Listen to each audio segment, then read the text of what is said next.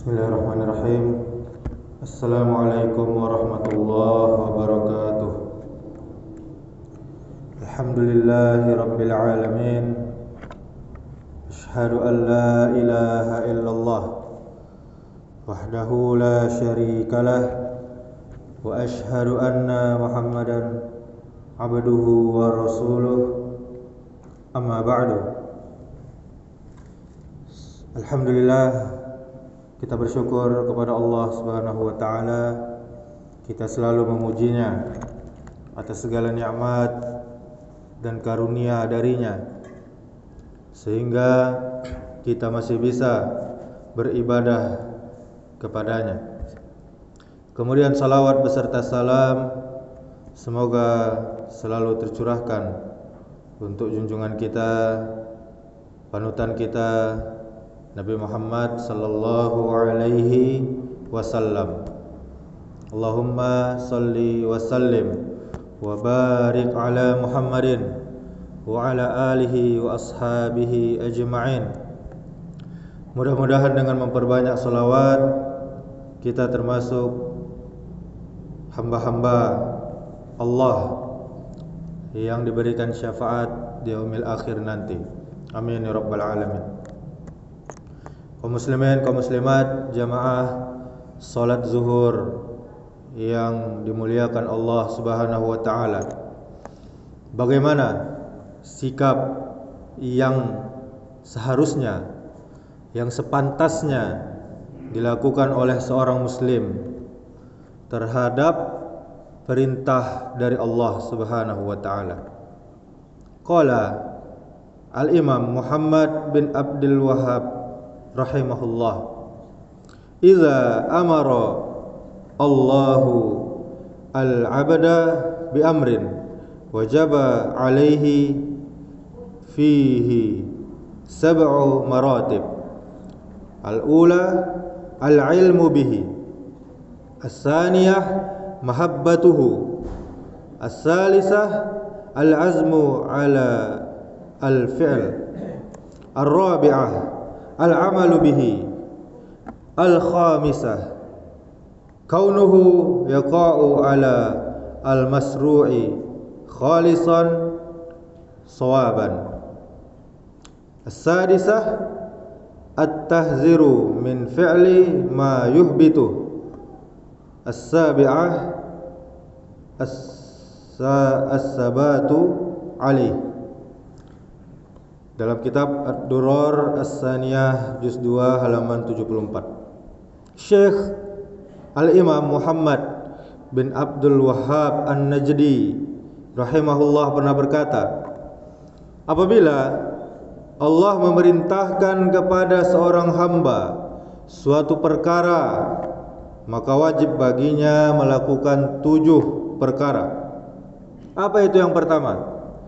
Hendaknya dia berilmu, hendaknya dia mengilmui dan paham tentang apa yang Allah perintahkan itu. Kemudian yang kedua, mencintai hal yang diperintahkan tersebut. Kemudian yang ketiga, berazam, bertekad bulat untuk melakukannya. Kemudian yang keempat, beramal, benar-benar melaksanakan perintah tersebut.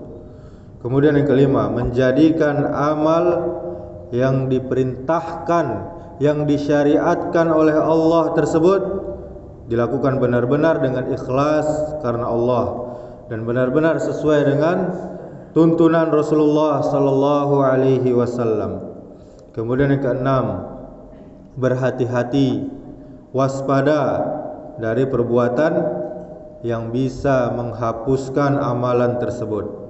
Kemudian yang ketujuh, hendaknya kokoh, teguh di atas amalan tersebut, yakni merasa yakin dengan benarnya amalan tersebut dan besarnya keutamaan amalan tersebut, dan berusaha terus-menerus istiqamah dalam melakukannya. Di dalam kitab Ad-Durar As-Saniyah juz 2 halaman 74.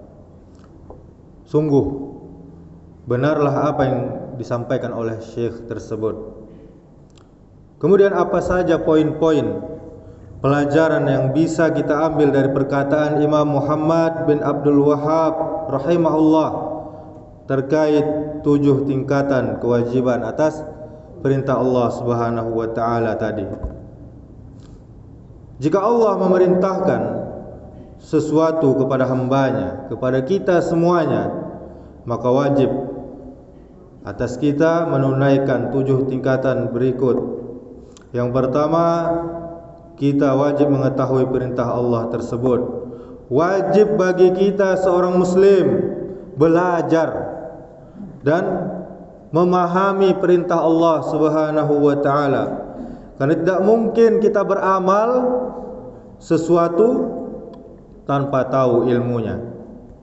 Kemudian mencintainya, mencintai amalan tersebut yang telah diperintahkan oleh Allah.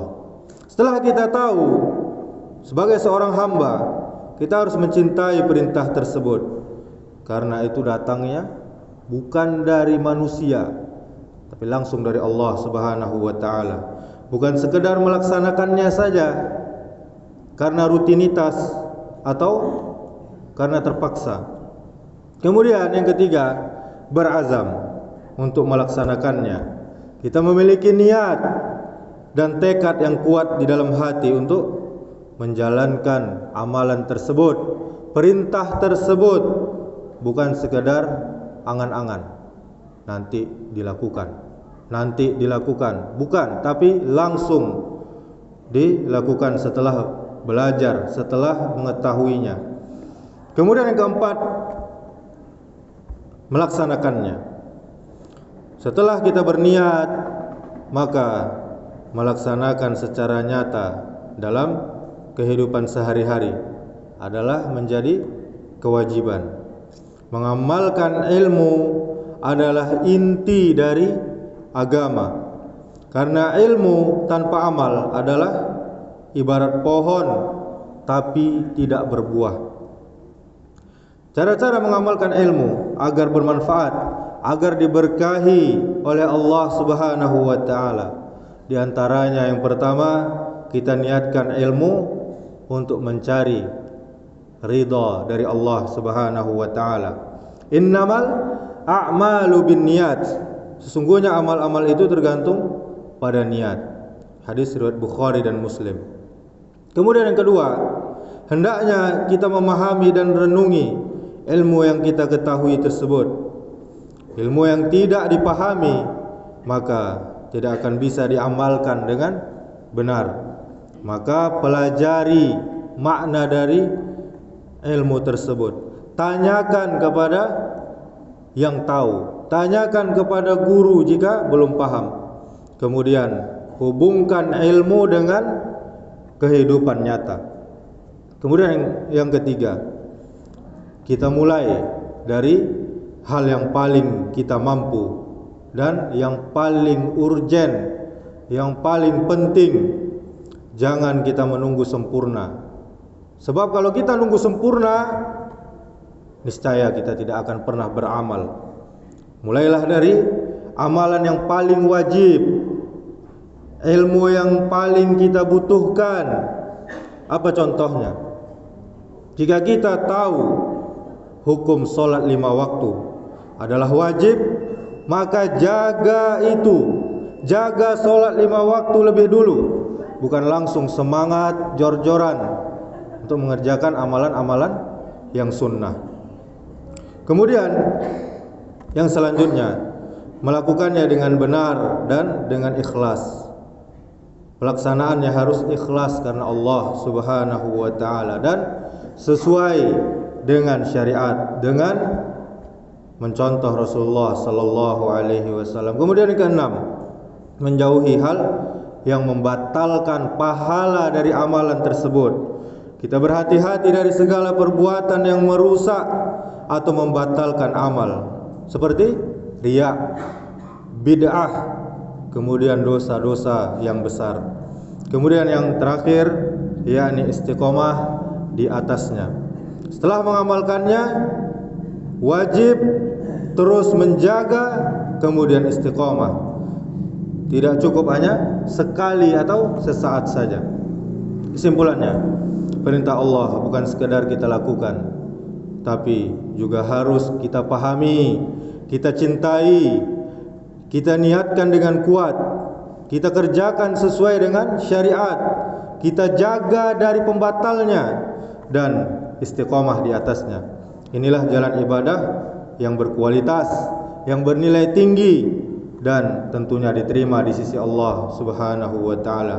Demikianlah, semoga kita bisa mengamalkan apa yang sang imam tadi nasihatkan, terutama sikap kita terhadap syariat Allah taala dan Rasulnya sallallahu alaihi wasallam. Subhanakallahumma wa bihamdika asyhadu an la ilaha illa anta astaghfiruka wa atubu ilaik. Wassalamualaikum warahmatullahi wabarakatuh.